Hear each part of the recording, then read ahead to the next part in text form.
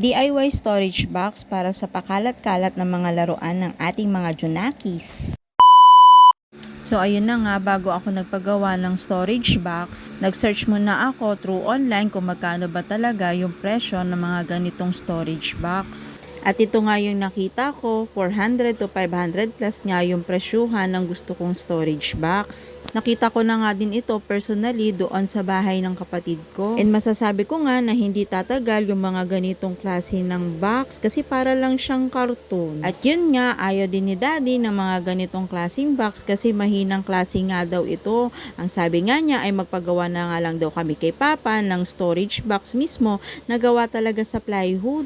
Kaya nga nung nagkaroon kami ng extra budget ay bumili kami kaagad ng isang plywood. Nang makabili na nga kami, ito't sinimulan na nga ni papa sukatin yung area kung saan namin ilalagay yung storage box. Dito nga namin siya ilalagay sa loob ng aming kwarto. Tingnan nyo naman guys kung gaano kagulo itong area na to kasi wala talagang mapaglagyan yung mga gamit na yan. Itong storage box na nga na ito na pinapagawa namin kay papa is pwede ding maupuan. Kasi naman dito sa loob ng aming kwarto is limited lang talaga yung space. Ito nga guys yung sukat na gagawing storage box ni papa. O diba may pa-drawing pa si papa?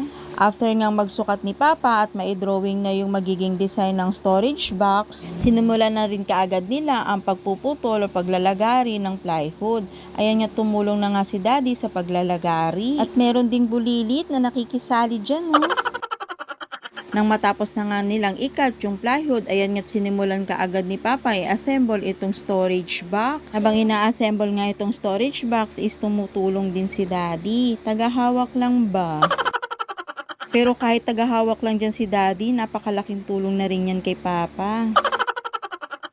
Charot lang. Kidding aside nga, ayan nga't nilalagyan pa pala yan ni papa ng stick wheel bago niya ipako. Kaya siguradong matibay nga talaga itong ginagawa ni papang storage box. Nung mabuo na nga ni papa yung mismong box, itinaob nga niya itong box para pakinisin yung mga gilid-gilid nitong ilalim ng box. Gumamit nga siya dito ng katam. After nga niyang mapakinis yung ilalim ng box, ayan nga't gagawa niya na ito ng takip. Nung una nga ay nagtataka ako, bakit kaya pinapako ni papa yung takip ng box? Paano kaya mabubuksan yun? Yun pala, ang gusto niyang design nitong box na to is yung parang katulad ng baul.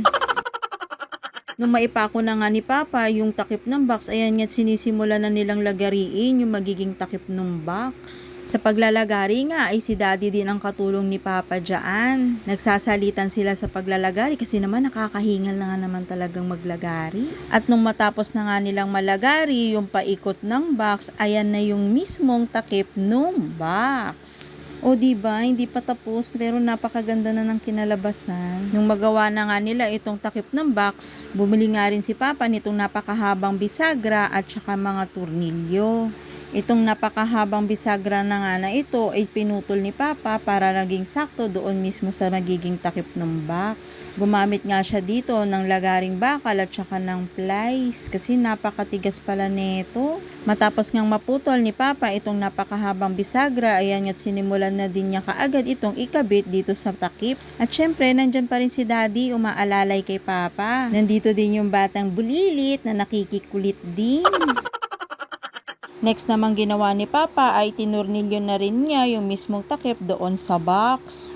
And tadan! Ito na yung finished product na ginawa ni papa. Oh, ayan, diba? Napakaganda nitong storage box na ginawa ni papa. Hindi lang siya basta-basta storage kasi pwedeng-pwede din namin itong maupuan dito sa aming kwarto. Yung total nga na nagastos namin para dito sa storage box namin is kulang-kulang 1,300. 1,100 pesos nga yung isang buong plywood. 30 pesos para sa 1/4 na pako. And 120 pesos para dun sa napakahabang bisagra na may kasama na ring turnilyo. And yung stick wheel naman is stock yun ni papa dito sa bahay. Napakasulit na nga nito talaga kasi sigurado namang napakatibay nito. O diba guys, kitang-kita naman, kayang-kaya ako nitong storage box na to. Actually guys, hindi pa talaga ito tapos. Lalagyan pa namin to ng foam dito sa pinakaupuan niya. At saka pipinturahan na din namin para maging maganda lalo ang itsura nitong storage box namin. O siya guys, hanggang dito na lang. Abangan nyo na lang po yung susunod na video para sa makeover nitong storage box. Thank you for watching. Bye!